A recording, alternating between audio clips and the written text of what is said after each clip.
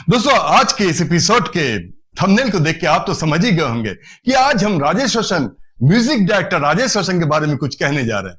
जी हाँ, वही राजेश रोशन जो कि बीते शताब्दी के 70 और 80 के दशक में टॉप क्लास म्यूजिक डायरेक्टर हुआ करते थे। दोस्तों, राजेश रोशन मशहूर संगीतकार रोशन जी के पुत्र है, जो कि बीते शताब्दी के 50 और 60 के दशक में बहुत ख्याति प्राप्त म्यूजिक डायरेक्टर थे। वो राकेश रोशन, जो कि एक फेमस फिल्म निर्माता, निर्देशक और नायक है, उनके छोटे भाई है। दोस्तों, राजेश रोशन जब अपने करियर के पिक में थे, तब वे दोनों गायक अर्थात किशोर कुमार व मोहम्मद रफी की आवाज को अपने फिल्मों में बराबर का मौका देते थे। यानी उनके हर फिल्मों में किशोर कुमार व मोहम्मद रफी दोनों का स्थान बराबर होता था। मसली जैसे कि आप जानते हैं, फिल्म याराना में उन्होंने अमिताभ बच्चन के लिए किशोर कुमार का आवाज का इस्तेमाल किया, वहीं अमजद खान के लिए एक गीत रखा जो कि उन्होंने मोहम्मद रफी के आवाज में डब किया था। याद है ना, बिसन चाचा कुछ गाओ। आगे फिल्म आपके दीवाने में तो आप जानते ही हैं, हर एक गाना युगल था, किशोर कुमार और मोहम्मद रफी। कहने का मतलब यही है, जो ये एक ऐसा संगीतकार था जो मोहम्मद रफी और किशोर कुमार दोनों को साथ लेके चलते थे। तो दोस्तों, बात उन दिनों की है जब राजेश रोशन एक स्ट्रगलिंग स्टार थे, मतलब उनको कोई फिल्म में चांस ही नहीं मिला था और वो इधर उधर हाथ पैर मार रहे थे। उन्हीं दिनों महमूद साहब जो है, वो फिल्मों में कॉमेडियन के साथ साथ एक सफल निर्माता निर्देशक के रूप में भी चमक गए थे। तो दोस्तों, महमूद साहब के फिल्मों में एंट्री लेने के लिए उनके दो भाई थे, उनको पटाना पड़ता था। थोड़ा रंगीन मिजाज के भी थे, यानी उन्हें थोड़ा सा मस्का उसका मारने से उन्हें महमूद साहब से मिलने का अवसर मिल जाता था। और आगे आप कितने महमूद साहब को इंप्रेस कर सके, इसके ऊपर डिपेंड करता था कि उनके फिल्मों में आपको चांस मिलेगा या नहीं मिलेगा। आपको याद दिला दे कि फेमस एक्टर बिग बी यानी अमिताभ बच्चन भी इसी वजह से महमूद की फिल्म बॉम्बे टू गोवा में एंट्री पाई थी।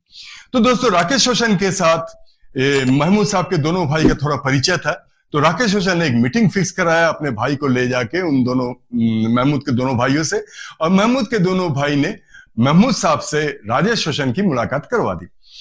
उन दिनों महमूद साहब जो है एक फिल्म बना रहे थे जिसका नाम था कुंवारा बाप। तो जैसे ही राजेश रोशन ने बोला कि मैं रोशन साहब का पुत्र हूं और मैं म्यूजिक डायरेक्टर बनना चाहता हूं और आपकी फिल्मों में अगर चांस दे तो बहुत अच्छा है, तो महमूद साहब ने बोले, भाई मैं तो एस डी बर्मन साहब के लड़के पंचम से ही पूरा म्यूजिक दिलवाता है और वही मेरे फिल्मों में म्यूजिक देते, तुम्हारी एंट्री कैसी होगी? तो राजेश रोशन बोले, जो एक मौका तो देके देखिए।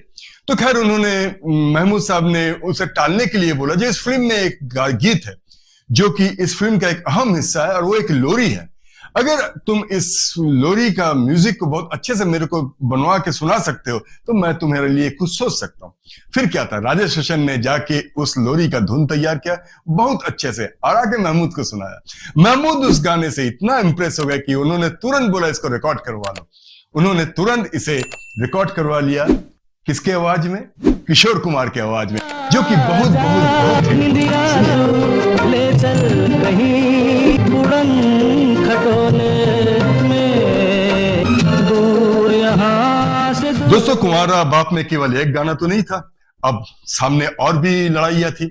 महमूद साहब ने बोला, देखो एक और गाना है, लेकिन ये गाना पूरे फिल्मी इंडस्ट्रीज में पहला ऐसा अनोखा गाना होगा जिसमें मैं हिजड़ों की आवाज को इस्तेमाल करना चाहता हूं, क्या इसका म्यूजिक तुम दे पाओगे? राजेश रोशन ने इस चैलेंज को भी एक्सेप्ट किया।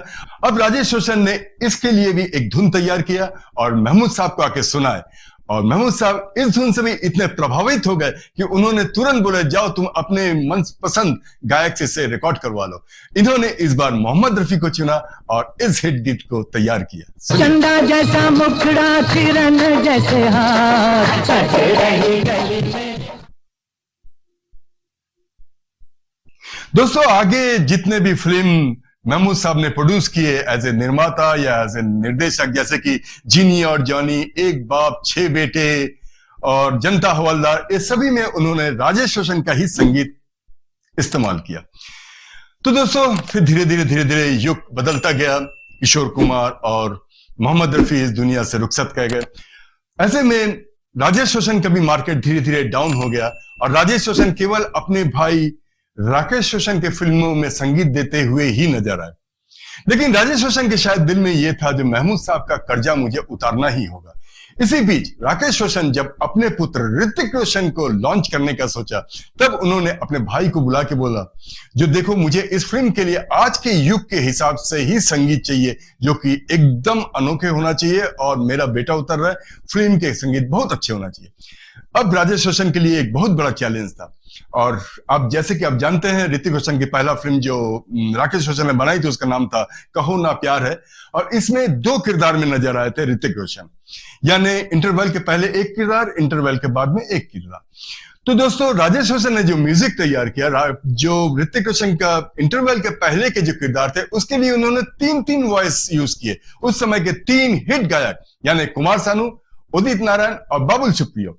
अब जब ऋतिक रोशन का इंटरवल के बाद की जो किरदार है, उसके लिए उनको एक ऐसा आवाज चाहिए था जो कि थोड़ा सा फॉरेन टेक्सचर का हो। तो इस समय उनको याद आया महमूद के बेटे लकी अली के बाद, जो कि विदेश में स्थापित थे। उन्होंने लकी अली को बुलाया और इस फिल्म में इंटर के बाद के ऋतिक रोशन के किरदार के लिए 2 गाने डब किए। पहला गाना ये, क्यों चलती है पवन, क्यों झूमे है गगन, क्यों मचलता है मन, तुम जानो। और दोस्तों, दूसरा गाना जो कि एक आइटम सॉन्ग की तरह था और जिसमें ऋतिक रोशन का जो डांस था वो अनफॉरगेटेबल था। आज भी किसी भी शादी मौके में इस गाने को जरूर बजाया जाता है। आपको याद आ गया ना? सुनिए ये। ए मेरे दिल तू गाए जा, ए आए आओ आए आ। जैसे कि आप जानते हो दोस्तों, कहो ना प्यार है एक super duper golden jubilee, silver jubilee, diamond jubilee hit था, तो जिसके साथ साथ लकी अली भी काफी हिट हो गए बॉम्बे फिल्म इंडस्ट्रीज में। लकी अली को बतौर गायक कुछ फिल्मों में और चांस मिल गया, और केवल गायक ही नहीं, उसे एज ए बतौर अभिनेता यानी हीरो के तौर पे भी उन्हें 2-1 फिल्म मिल गया था। उसमें से सुर पिक्चर काफी हिट था। अर्थात राजेश रोशन को महमूद ने स्थापित किया था, जैसे कि फिल्म इंडस्ट्रीज में राजेश रोशन भी उसका कर्ज उतारा लकी अली को बॉम्बे फिल्म इंडस्ट्री में स्थापित करके। तो दोस्तों, आज के एपिसोड में बस इतना ही। आशा करता हूं आपको अच्छा लगा होगा, और एक लाइक तो बनता ही है।